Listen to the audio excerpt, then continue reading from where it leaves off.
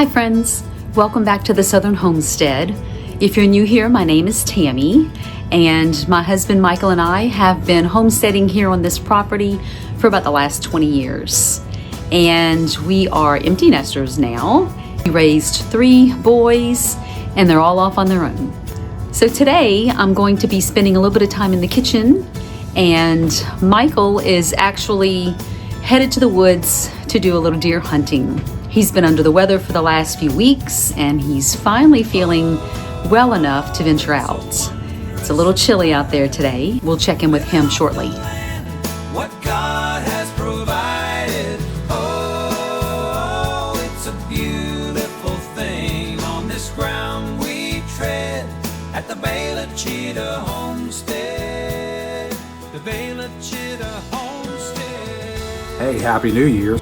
Well, today is January 1 and it's deer season here in the backyard and all over Mississippi. The peak of the rut here is January 6th. We kill anywhere from 2 to 6 deer a year on this property. I have other properties in the area we hunt. We kind of rotate around. I'm going to hunt what I call the Taj Mahal.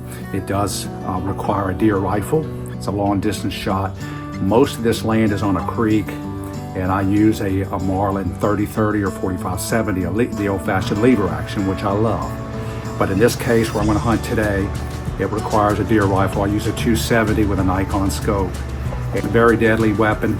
We generally kill quite a few deer every year here, and we use that's part of homesteading. We smoke it or freeze it, and we have a butcher nearby that kind of processes for us. I'm heading on to that deer camp that we completed this year. Tammy actually killed the first buck out of that stand last season. It was her first. We follow the lunar table. When I was young, I'd sit in a stand all day long and waste a lot of time and energy. As I got older, I got a little smarter, and I play the lunar table. And when it tells me the maximum time of that day, that's when I'm in the woods. So I don't sit in the woods all day anymore. I just don't have the appetite for that. So here on the homestead, we no longer purchase boxed cereals of any kind. I have experimented in the past with making an organic bran flake cereal, and which Michael ended up loving. So today I'm going to make another one of his favorites using my sourdough discard, and it's Cinnamon Toast Crunch. So let's hope it's another favorite, and here we go. Okay, so the first thing I'm gonna do is I'm gonna mix up the topping, and that's just about a 1/4 cup of sugar and a tablespoon or 2 of ground cinnamon. And I'm just gonna stir that around and set it aside. All right, so now we're gonna need 1½ cups of flour. I just use an organic all-purpose. We need a 1/4 cup of sugar, and again, organic raw cane sugar. 1/2 teaspoon of a good sea salt. And next we need a 1/2 cup of unsalted butter, very cold, and I've already diced it up to make it a little bit easier. I'm gonna cut it in with a pastry dough cutter and just work it into the flour until it's all incorporated. Once you've gotten the butter incorporated into the flour mixture, you're gonna wanna add your sourdough discard and about 1/2 cup.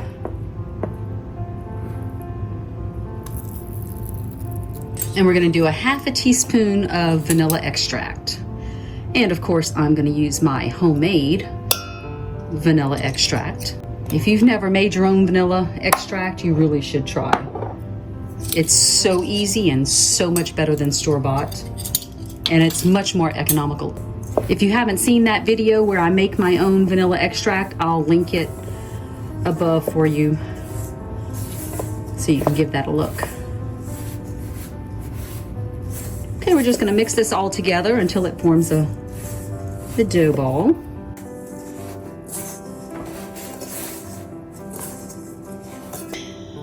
And once you have formed your dough ball, I like to go ahead and wrap it and place it in the refrigerator for a little bit, 30 minutes or so.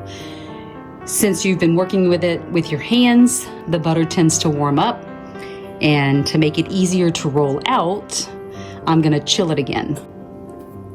Okay, and into the refrigerator it goes for about 30 minutes or so.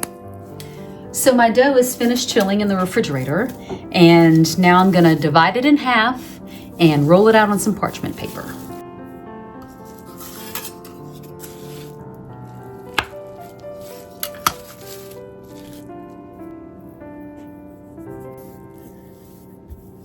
The key to this is to roll it out nice and thin.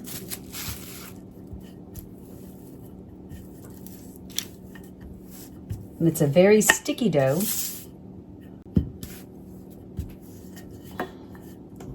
I'm going to use a pizza cutter and go ahead and trim it. Okay, and now I'm just going to cut it into small pieces.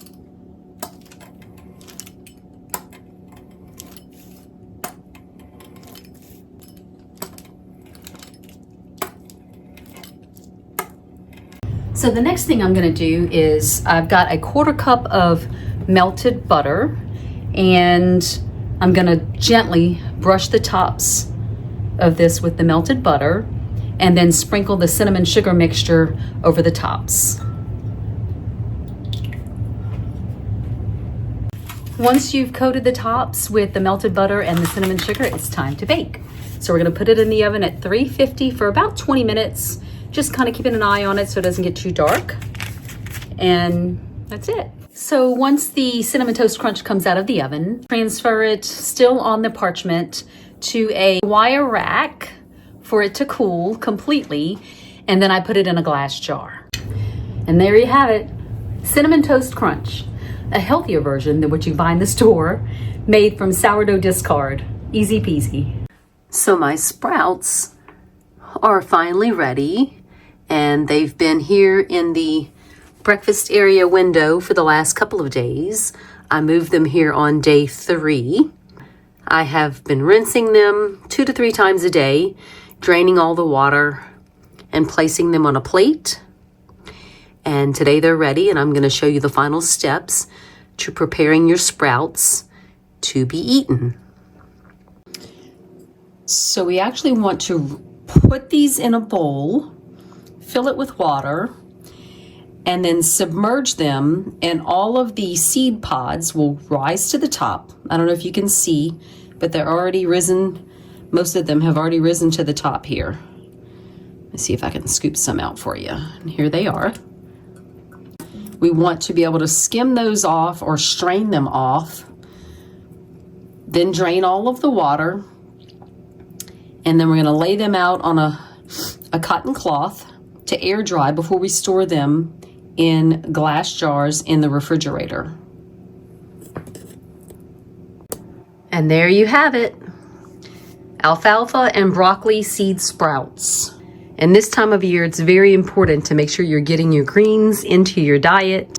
The way we use these is we like to put them on soups. We put them on top of salads. You can put them inside smoothies. You can put them inside scrambled eggs. You can put them in just about anything. Okay, friends, that's gonna do it for me today. Michael has decided to pass his cold along to me. So it's time for me to relax for the rest of the day. I'm going to enjoy a nice big bowl of homemade chicken noodle soup, along with my sprouts, of course, to get the extra vitamins. And then I'm gonna take some homemade elderberry syrup. And if you didn't see that video, I'll link that for you right here. Thanks for joining us. See you next time.